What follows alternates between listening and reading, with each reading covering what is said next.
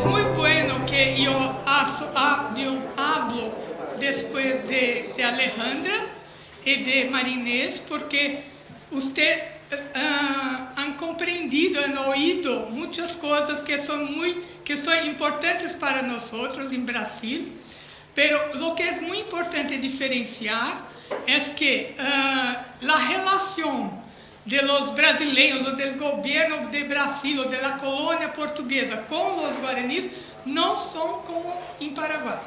Porque de verdad se dice en Brasil que los portugueses mataron todos los indios y pronto. Es una relación muy dura, de verdad,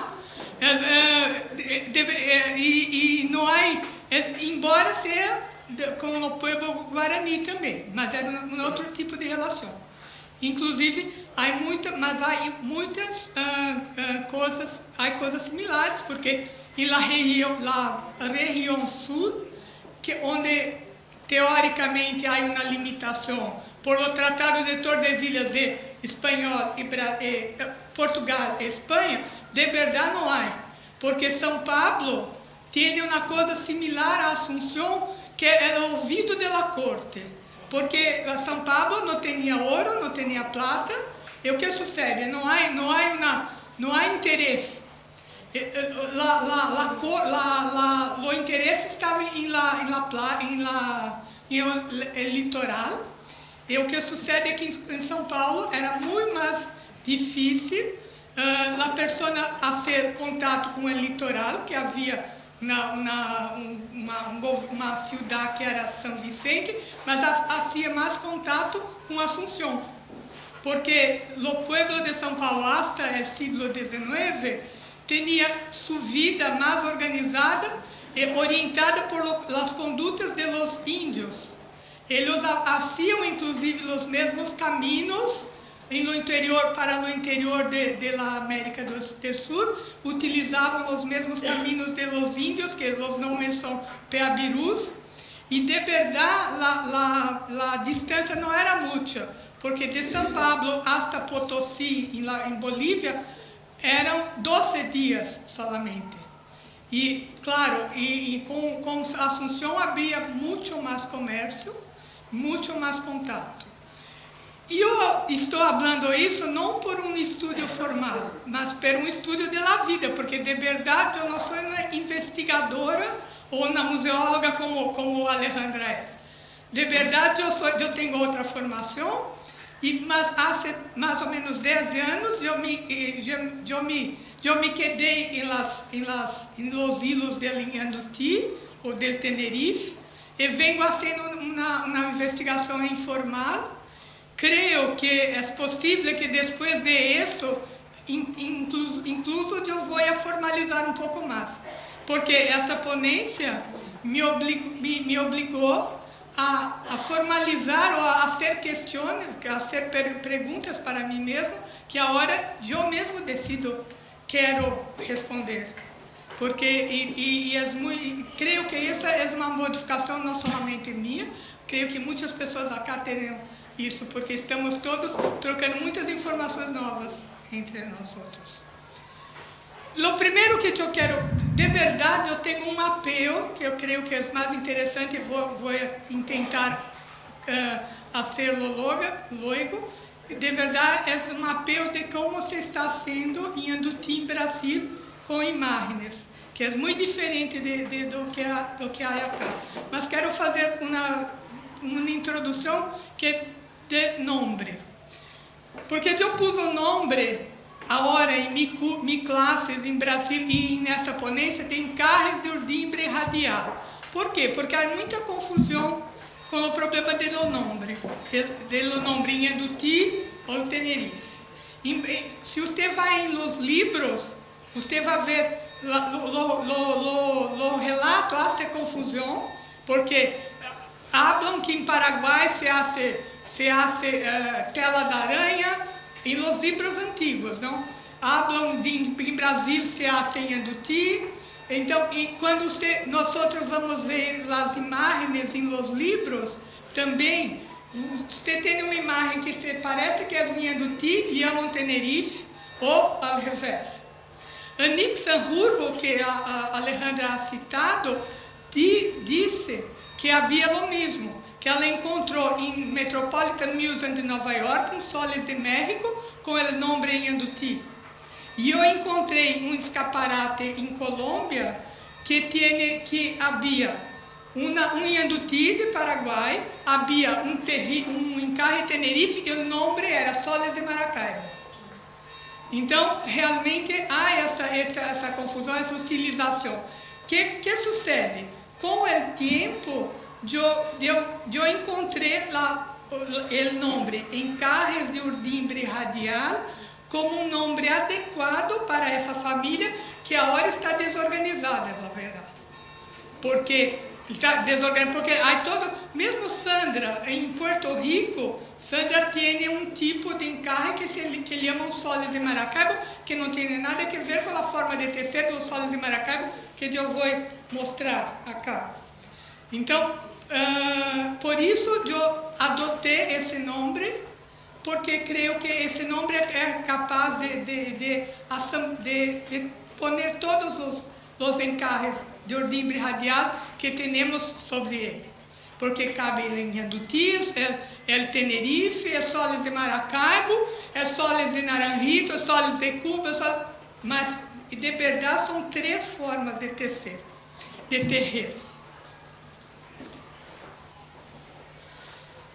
Eu vou falar primeiro das formas de tecer. Acá é a forma que eu hago, essa foto é minha, é de minha organização, porque é como eu trabalho, quer dizer, não é diferente, é a forma tinerfeña.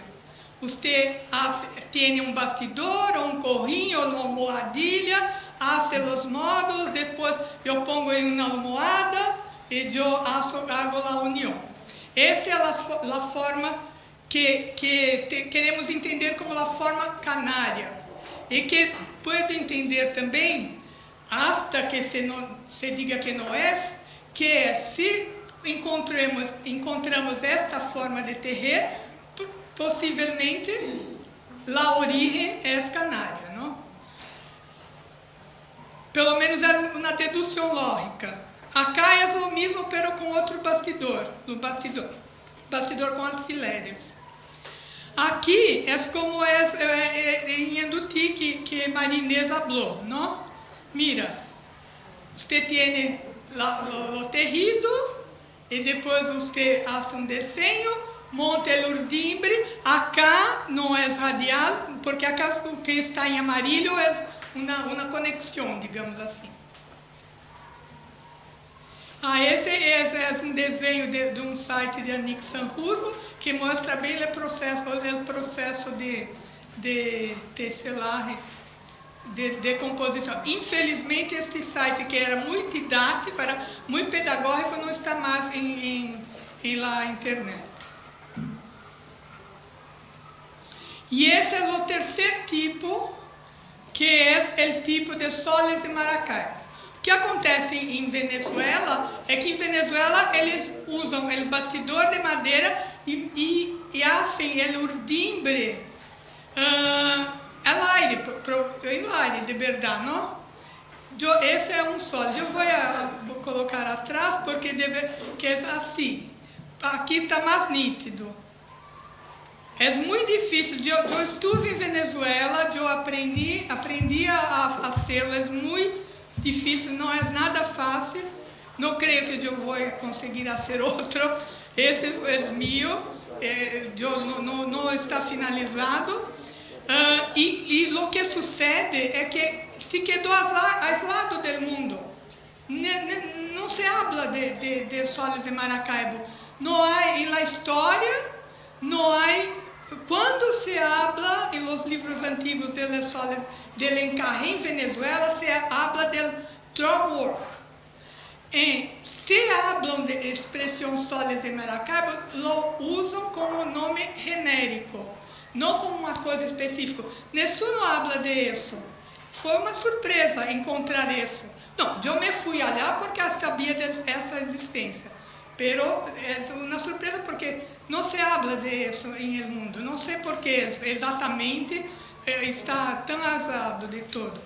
E a única coisa, referência um pouco mais parecida, mais similar, é que Anik Sanjurjo, em sua investigação, ha encontrado essa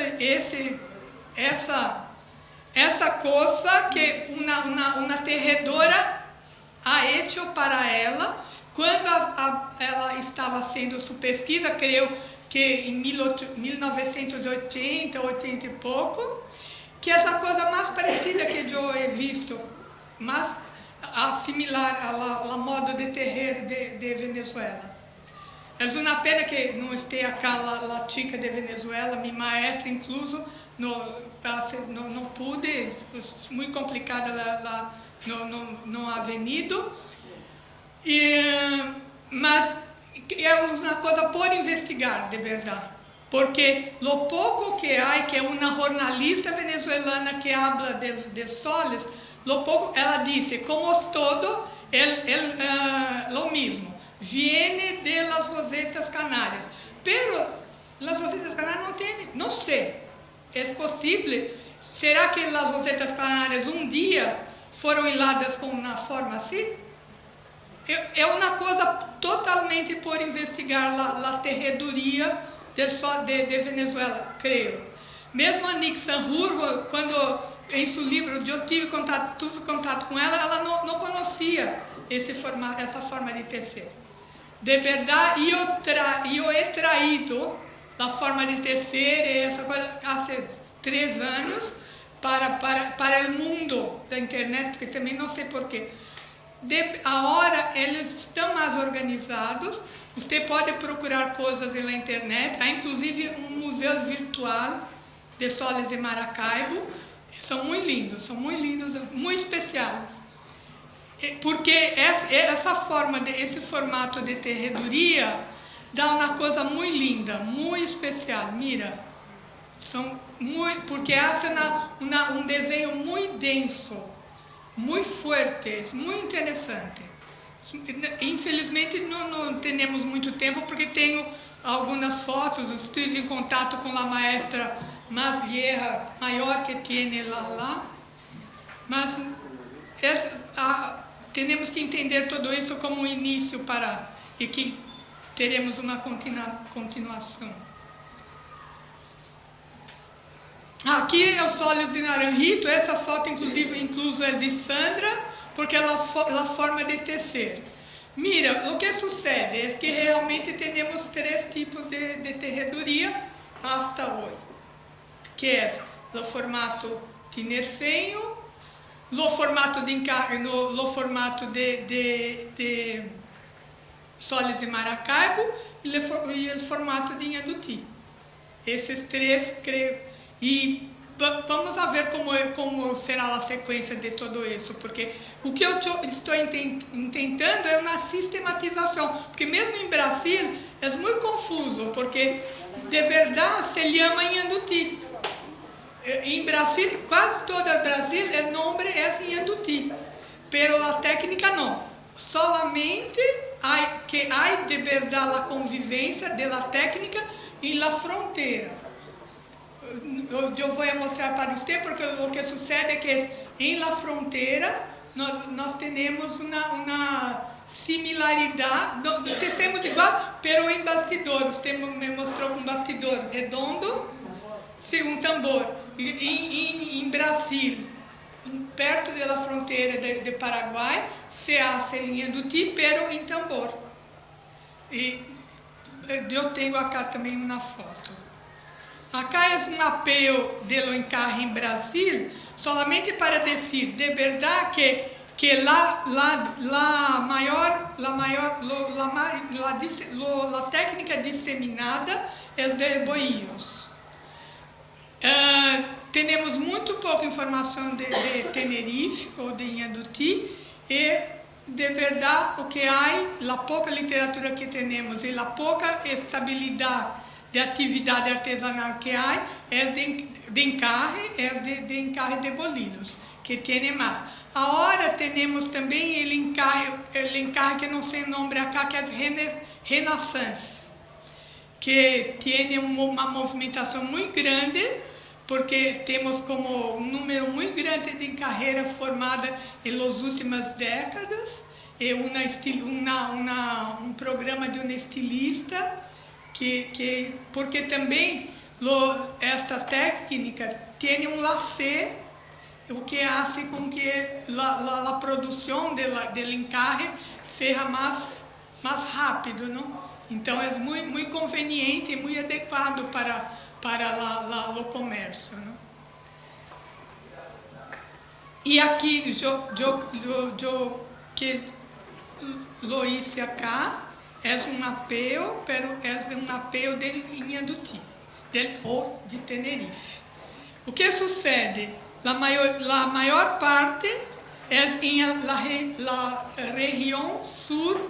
Região sur é acá, da cá para lá. E sudeste é acá.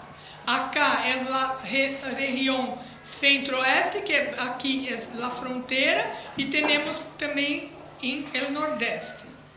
São as ocorrências que temos em los últimos 5 ou 10 anos, que foi o tempo que eu tenho de contato com a técnica, que vou agora mostrar para você como isso se passou em las ocorrências.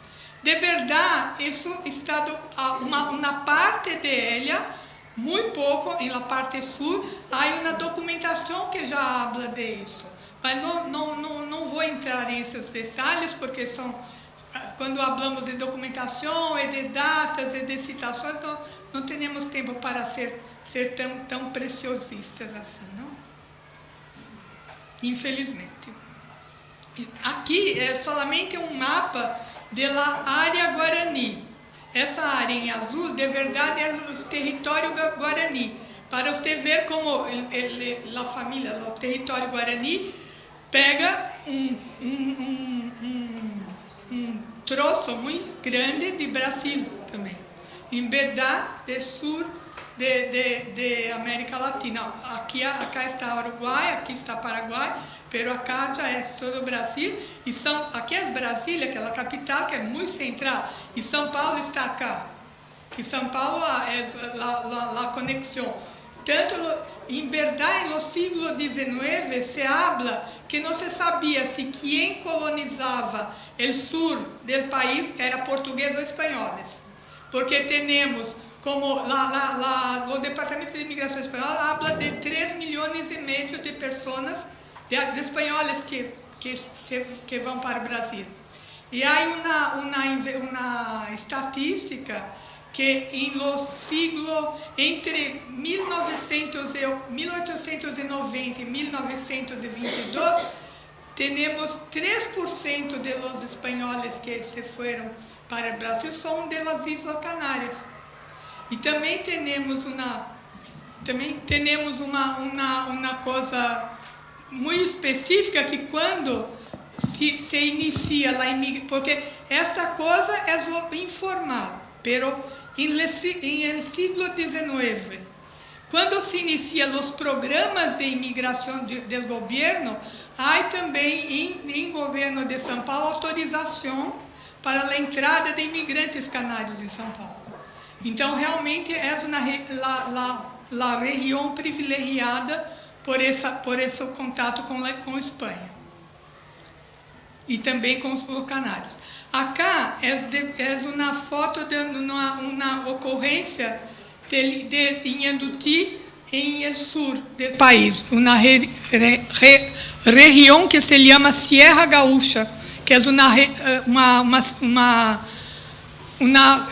região que tem vinho e que tem uma importância turística para o Brasil, e que há um grupo de artesanas que estão trabalhando com labores tradicionais pensando em turismo. Essa é uma artesana que resgatou a técnica que sua abuela fazia. Esse já é de São Paulo, do interior de São Paulo. É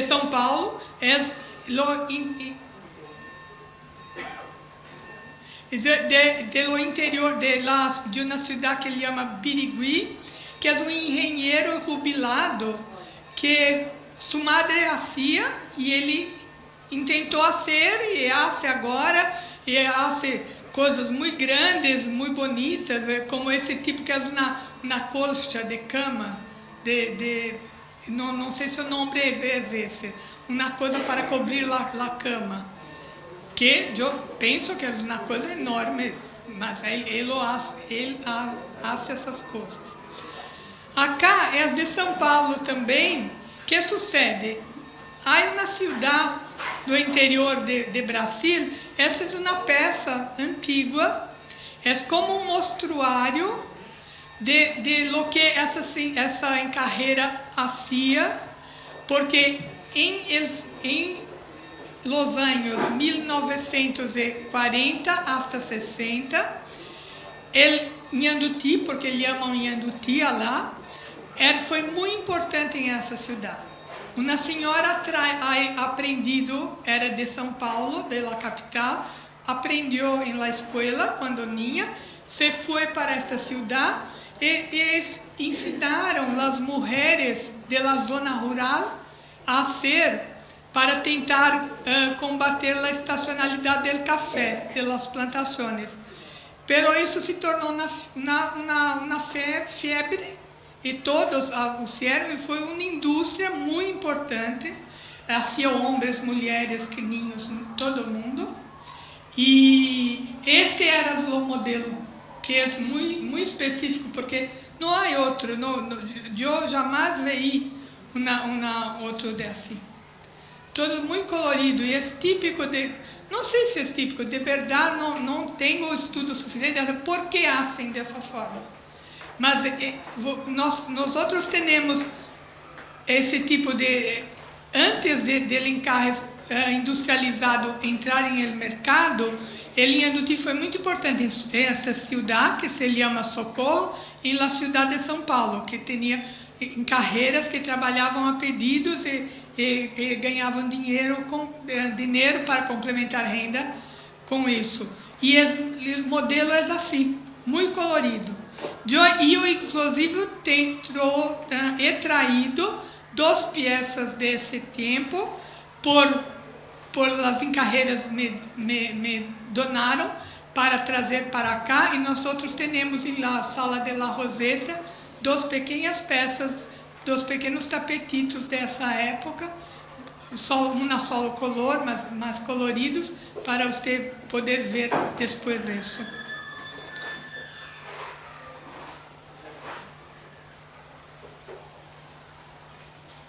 Acá é também da mesma época, mas esse em cor. São coisas muito bonitas, eu creio. Mas você vê que eu sou a técnica canária, a técnica de fazer os módulos em separado.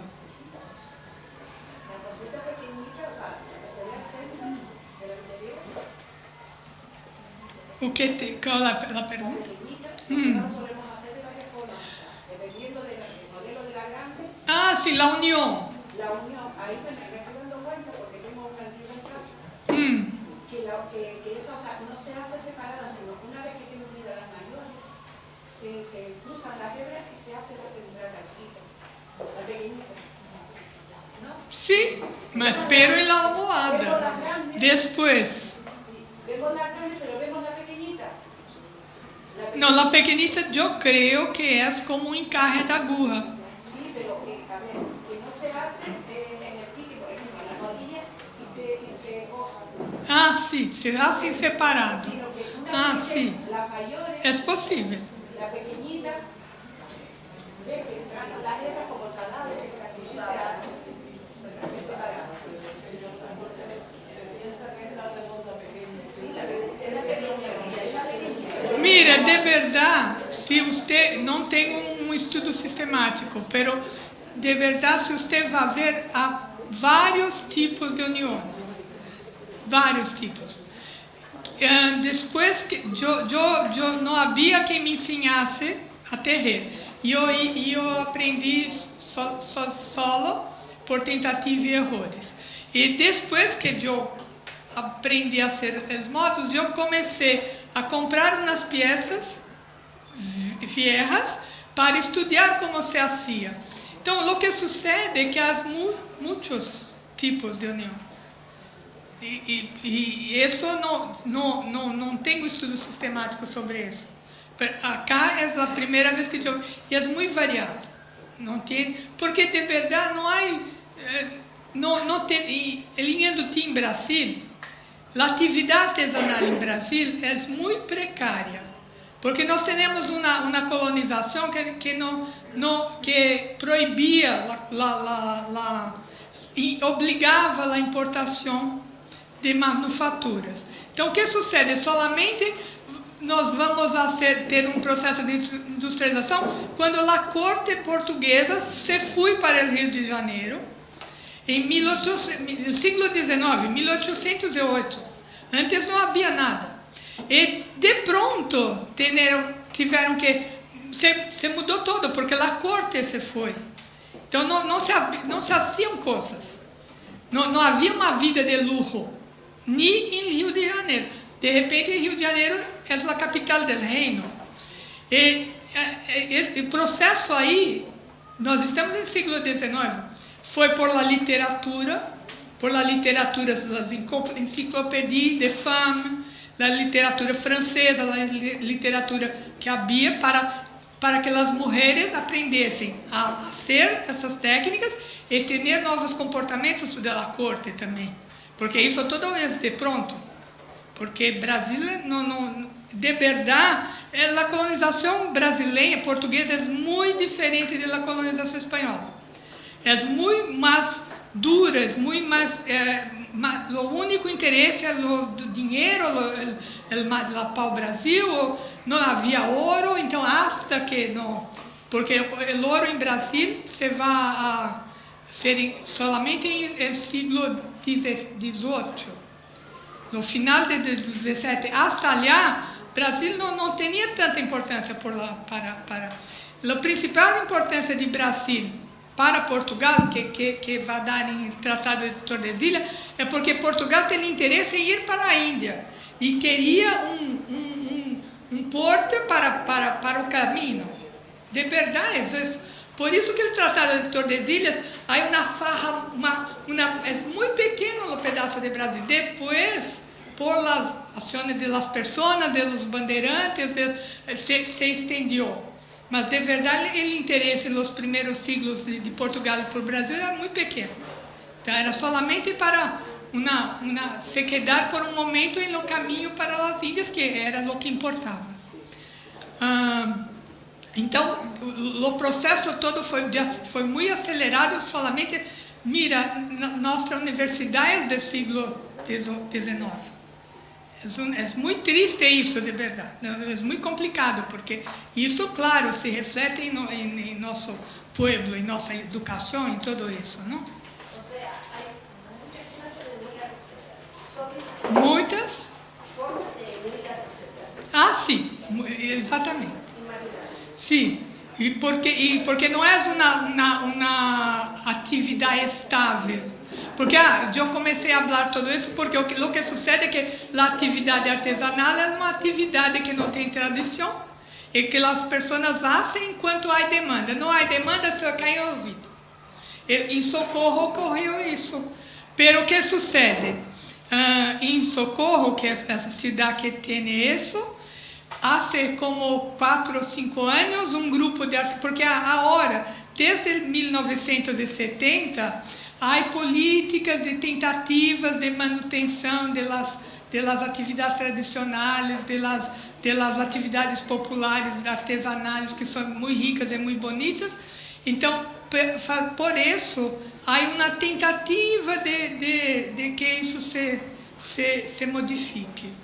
E em Socorro, agora há um grupo de artesanas, mira, esse é um produto, são prendas de agora, que deste produto, como 10 artesanas, uma maestra que quando chica participou do viejo movimento econômico, começou a resgatar e há pessoas interessadas, e a tentativa é que isso se torne estável e se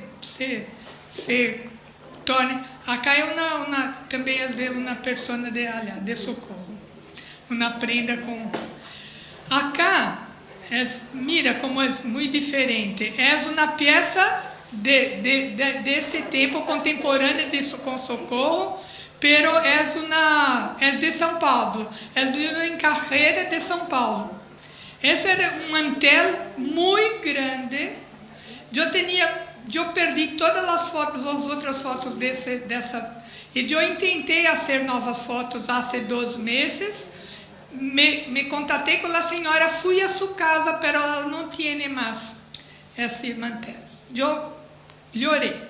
Não havia mais o que fazer. Ela ha dado para uma nieta e a nieta... sim, as pessoas de hoje não querem. Colocam na máquina para lavar. Eu vi isso. A outra em carreira... Que essa é uma em carreira, são 12 carreiras de São Paulo. A outra é isso, se botou na máquina, ela está meio assim, todas as outras. Esse é de la mesma carreira de outro. Esse era um jogo de pequenos manteles, são 7 manteles ou 5, que eram uma coisa muito típica dessa época para os tocadores. E eram 5 tamanhos ou 7 tamanhos. Esse é o que sobrou desse jogo, que estão que a senhora colocou em um quadro. E as 2 pequenas mantéis que eu donei para o museu dessa senhora são justamente 2 peças de sua. Acá tinha também, porque você faz todo o tempo assim. Tinha esse jogo, você? Sim. Tinha esse tipo de jogo para o tocador, mas era colorido? Sim. Tinha color? De Paraguai. Bom. Aqui não é de tocador, aqui é de comodín. Um juego de comodín. Comodín. De verdade, em Brasil é de pichiché. O nome de tocador era um mueble muito diferente, art déco, que tinha muitas prateleiras. E o nome era, em Brasil, é pichiché, que dizem que vem do psique, mas pero não sei, se é leyenda. Aqui como? Comodín.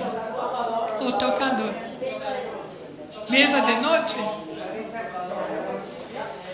Mira, isso também é de la mesma época. Esse é uma corra para cobrir a cama. É uma peça muito grande, mas mira que lindo que é. Sim, mas é solamente, eu hice um close, porque é muito lindo, esse é solamente uma cor. E esse é da mesma senhora del verde, pero esse que la hija lo puso na máquina, pero é muito lindo também. É muito interessante porque isso também temos uma pecita para o museu de acá, que a senhora ha donado para o museu, porque não sei, a verdade é que é muito semelhante ao que faziam em Socorro com o que fazem em São Paulo, e essa conexão das artesanas é muito interessante, porque eu tenho 2 ou 3 peças dessas de tocador, e você olha e pensa que é da mesma pessoa, não é? Mas pelo formato é o mesmo, não? Acá é de Atibaia, que essa é uma peça minha, que eu fui fazendo o encarre como se fazia. Meu intento era fazer mais ou menos como se fazia em el início do século XX. E hablando de la união, mira, muitas das uniões que eu encontrei eram assim. Eram hechas em la almohadilha, na almohada depois. Não eram separados. Pero é como eu digo, há vários tipos de união. Acá é outra peça que eu hice esse ano, porque eu fui para uma exposição em Estados Unidos, que é pechero, não se habla. E aqui é desenho tradicional, que são as mariposas, e aqui já não é tão tradicional, que são são flores, ou são estrelas, se hablamos de nome de Paraguai, seriam estrelas de 6 pontas, não? Acá, quando vamos perto da fronteira, mira, acá não é paraguaio, acá é brasileiro, é em Ponta Porã. Mira como hacían com a mesma técnica de Paraguai. A verdade é que o desenho é um pouco diferente, mas a técnica é a mesma, porque é feito de uma outra forma, não? Você pensa, não está trabalhando sobre a tradição de Itaguá ou de Assunção. E acá é a hora com o tambor, que é uma senhora de Bella Vista, que é uma cidade de fronteira. Temos 2 cidades de fronteira, que é Bella Vista e Ponta Porã. Ponta Porã é Pedro Juan Caballero, em Paraguai. E é uma senhora de Bella Vista que hace em tambor. Esta foto é uma imagem que tem como 10 anos, mais ou menos. Que era uma notícia que eu tinha por la internet há muito tempo. Mas essa é de agora. Aqui é a senhora del tambor. Essa é uma peça, uma prenda que ela hace. Principalmente a Maria Inês e Alejandra. Quem conhece, você conhece bastante antigo, você vê como é muito diferente. Porque, de verdade, essas mulheres são o que chamamos brasiguaias. São ou nascidas em Paraguai, pero vivem em Brasil, ou então nascidas em Brasília e vivem em Paraguai. Elas fazem a coisa com muita liberdade. Isso é muito diferente do tradicional de Inhanduti de Itaguá, por o formato, e a outra é mais diferente ainda, que é a outra em carreira também, de Bella Vista. Mira, ela me ha dito que isso, o nome para ela é coroa. Então elas inventam, hacen novos motivos, hacen motivos novos em suas classes, todas trabalham com muita liberdade.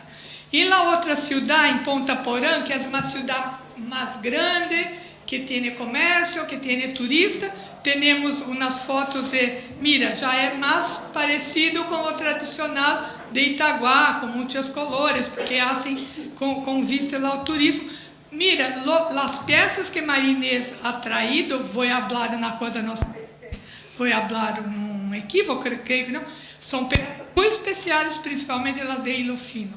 Quando eu me fui a primeira vez ao Paraguai, eu conheci Maria Inês, eu fui atrás de tejedoras que fizessem coisas buenas, tradicionais, porque eu queria ver, não de lo que faziam os turistas, não? E aí agora vamos falar de outra, já mais ao Nordeste. Essa é uma estilista de Salvador, que usa a técnica do Inhanduti de uma maneira muito, muito especial. Márcia Ganem. Mira, eu estou tentando, como é que eu falo? Assim, mira como é. Márcia Ganem. G-A-N-E-M. Ela trabalha uma coisa que ela chama vestidos joia, porque ela trabalha, esse é um vestido de bodas, ela trabalha um vestido para teatro, para cena, ela trabalha com hilo, resíduo de fábricas, meio plástico. Então não são coisas para todo dia. Mas ela trabalha de uma forma muito linda, ela trabalha de verdade, não é com o Inhanduti, é com a técnica do urdimbre radial. Creio que por isso que mais uma vez eu creio que vamos a cair em essa questão para incluso falar com menos confusão, né? Mira, acá tem o fio, que é o fio que não é de algodão, é o fio. Ela tem que procurar coleções dela. Ela iniciou esse trabalho em 2010, 2011. E temos mais peças em essa época. Então, você pode ir na internet, há bastante informação dessas peças, porque ela trabalha também com bolilhos, com bolilheiras da região, com bolilheiras tradicionais da região de Salvador. Que é nordeste do país, não, porque Salvador é Bahia, não? Acá já estamos mais um pouquinho alto, estamos em Ceará. Acá em Ceará, essa cidade se chama Pau d'Alho, e temos dois grupos que trabalham com Inhanduti. Esse é um grupo de artesanas que trabalham com um estilista e tentam fazer uma moda ou roupa de forma com Inhanduti, de uma forma mais atraente para o mercado. É um grupo de mulheres. E acá é um grupo de encarreiros. São como 10 ou 15 homens encarreiros, eles trabalham somente esse tipo sextavado, que é este bastidor sextavado, basicamente com esse. Acá é uma peça muito grande para a cama também, mas o interessante é que eles fazem coisas para as feiras locais e são somente homens. Mas é muito difícil, não tem quase informação não há outra informação desse grupo. Tenho que ir lá para correr. Eu hago isso todo o tempo. Eu vou ao lugar onde o Inhanduti me chama. El Tenerife. Acá é uma coisa muito interessante. Essa senhora é uma maestra redeira. Ela hace rede, maca. Mas ela hace com uma terredoria tradicional de los índios Tremembé, porque ela é descendente de los índios Tremembé. E que sucede? A ornamentação da maca, ela hace com Inhanduti. Eu não sei porquê, ela também não sabe porquê. Porque eu conheci essa mulher porque há 10 anos eu me fui a encontro em Ceará e eu fui como maestra, como encarreira, e ela foi como maestra redeira, porque é um programa muito lindo em esse estado com as tradições populares. A Bia, não sei mas conheci. Mira, acá temos ela fazendo a linha do tiro de ornamentação com um bastidor sextavado, com clavos. E acá é a técnica, Sandra, a técnica de tecedoria, porque estava falando com Sandra de la Rede. Isto porque lotelar, a outra forma de maca, com lotear, o europeu que levou. Porque a forma tradicional de maca, de rede, de los índios, de Brasil, era essa forma. Porque você hace macas com este formato com fibras, que são mais duras. E também são mais convenientes porque é muito caliente. Então, esta maca se chama rede de travessa. Mira, que é somente um ordimento muito grande assim, não é um ordimento. É assim, e depois temos hilos que fazem uma tessitura assim. E essa mulher, uma tradição indígena, de verdade, porque aprendido em sua família a tejer, ela tem, não se sabe muito bem porquê, tem o Inhanduti como ornamentação. E agora a outra coisa que temos muito novo em Brasil, em Ceará também, é esse projeto, que é um projeto de uma associação, duas associações que fazem sapatos artesanais, pela hora fazem sapatos artesanais com Inhanduti. Há uma senhora de São Paulo, mira que interessante, uma senhora de São Paulo que mora ali, no interior de Ceará do Nordeste, e ela ensinou a ser Inhanduti, mas esses desenhos, eles fazem sapatos com resíduos, eles fazem sapatos artesanais com resíduos de uma fábrica de sapatos tradicional. E fazem com o Inhanduti. Mira que a maioria dessas ocorrências que eu he hablado são ocorrências que têm associações a programas sociais envolvidos. A maioria. Pero eu coloquei também 3 ou 4 artesanas autônomas que trabalham com isso. Há muitos, há mais, pero las que para mim eu he notado que têm uma atividade mais estável. São do Sudeste também. Realmente, o forte das ocorrências estão em Sul e Sudeste. Acá é uma artesana de Espírito Santo, que é um pouco mais acima de Rio de Janeiro, que sob pedidos, hace roupas para senhoras. Esse é um exemplo. Acá é uma artesana de São Paulo que hace pendientes e também hace mantelitos aqui. Pero com hilo grosso. Há poucos exemplos de mantelitos, porque hoje em dia também não é um produto muito para o mercado, não? Essa é uma senhora de São Paulo também que hace esses colgantes, não? Com mandalas. Trabalha com várias técnicas.